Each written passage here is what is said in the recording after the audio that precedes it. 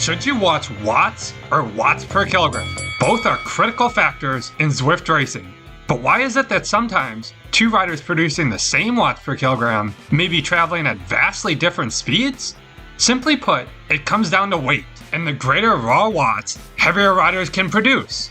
But when should you pay attention to watts per kilogram? And is there an optimal gradient to begin watching it? Let's dive in and find out. What wins out on the flat? Is it watts per kilogram or watts? Just taking a look at some random race results, and we see that it is common for heavier riders to be on the podium. This is especially true for the D through B cats. These heavier riders can often produce high raw wattage, but can't keep their watt per kilogram ratio as high as lighter riders for very long. For a completely flat race, a rider of 100 kilograms may be able to average 400 watts or 4.0 watts per kilogram, while a rider of 50 kilograms would only average 200 watts for the same ratio. And since Zwift calculates your speed on flat roads primarily by raw watts and air resistance, the dominant force to overcome at speeds above 16 kilometers per hour, it makes sense that heavier riders would win these stages. Here, we see as riders of different weights hold the same watt per kilogram ratio on a 0% gradient, the speed increases as their weight goes up.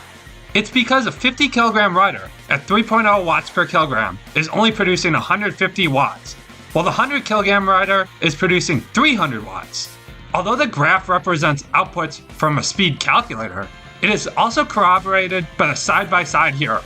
Since it was on a TT bike, the primary difference is raw watts. So what's the key takeaway? Well, if riding on a flat road, simply comparing the watt per kilogram to competitors and believing you will keep up with them won't work. Instead, you must focus on the wattage needed to stay in the pack. Unfortunately, for lighter riders, although you don't need to produce the same raw watts to maintain the same speed, you need to produce a higher watt per kilogram average. Intuitively, I believe we all had a good idea that watts matter more on the flat, the opposite extreme of the spectrum. I also believe we all have a good idea that on gradients such as 10%, we should switch focus to watts per kilogram. But why do watts per kilogram matter more here? Well, as the gradient increases, the primary force to overcome becomes gravity instead of air resistance. This is because as the road kicks, speed decreases, and for all intents and purposes, the wind resistance factor becomes minimal at speeds below 16 kilometers per hour. To illustrate why watts per kg matter more on steep gradients, let's consider two scenarios. Scenario A considers different riders and the watt per kilogram required to maintain the same speed on a 10% gradient, while scenario B shows the watts per kilogram required for the same speed on a flat road. Although in the peloton riders get a drafting benefit, the graphs show the required watts per kg for a single rider. The data will still transfer well to riding in the peloton, as we can assume each rider will sit in on wheels, gaining the same percentage drafting benefit. In scenario B, the lighter rider at 35 kilometers per hour has to ride at a watt per kilogram average 51.4% higher than the heaviest, as Zwift categories consider watt per kilogram ratios. This is why we often hear the complaint that lighter riders are disadvantaged. However, scenario A, the lightest rider is only required to put out 3.06 watts per kilogram, compared to the heaviest rider's 2.83 to ride at 9 kilometers per hour. This is shockingly decreased from a 51% increase to an increase of only 8.1%. But why is there still an 8% increase? Basically, it has to do with the weight of your bike compared to the weight of the rider, or the true watts per kilogram. Because both riders are on a 7.5 kilogram bike, the bike makes up a relatively larger proportion of overall weight for lighter riders. Although at the extremes of weight, an 8% increase is present, the majority of riders can simply look at their watt per kilogram ratio compared to others and know they will not get dropped on big climbs. What is the point your eyes should stop watching watts and start focusing on watts per kilogram? And when does the playing field become level between riders of different weight? To answer this, we can consider at what gradient lighter riders' required increase in watts per kilogram is minimal compared to each subsequent percentage increase in gradient. Here, we see the watt per kilogram ratio lighter riders require to match the speed of heavier riders at 3.0 watts per kilogram. As expected, the lines for the lighter riders appear to have a near exponential curve. But the key is as we approach a 5% gradient, the lines really start to flatten out. And here we can see the difference in watts per kilogram increase requirements for each gradient. From 0 to 1%, the requirements drop a whopping 13% to a total watt per kilogram 38% higher than the 100 kilogram rider. However, from 5 to 6%, the rate of change is only 1.3%.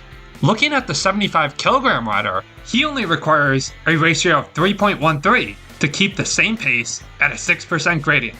So at this gradient, most riders could reasonably look at what competitors are putting out and focus on matching this ratio.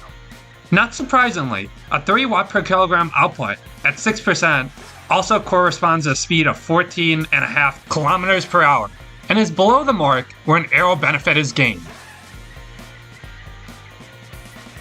The previous calculations were based on a 3.0 watt per kilogram starting point, but we all have varying ability levels. 3.0 represents about the pace a C or low B cat could sustain on a climb.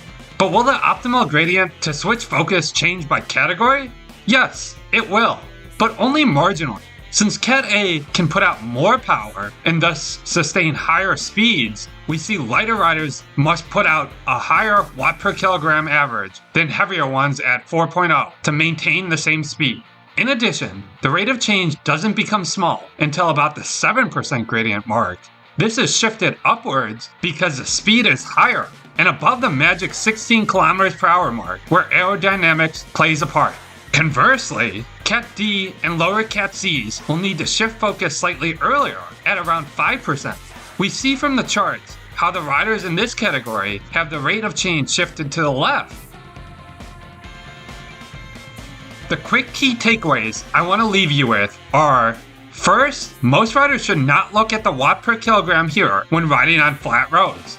It's almost impossible to know what these riders weigh, and the UI is constantly cycling through riders. However, if you are about average weight for your cat, there is a better chance of the watt per kilogram giving you an idea of what you need to push, because the riders near yourself have a better chance of being close to your weight. Second, if you're a lightweight rider, the watt per kilogram comparison means very little on the flat. Unfortunately, you are slightly disadvantaged. Although Zwift does take into account watts, it is primarily based on watt per kilogram, meaning you are placed with riders capable of putting out more pure watts. And finally, as the road becomes a sustained 6%, it's time to compare watts per kilogram.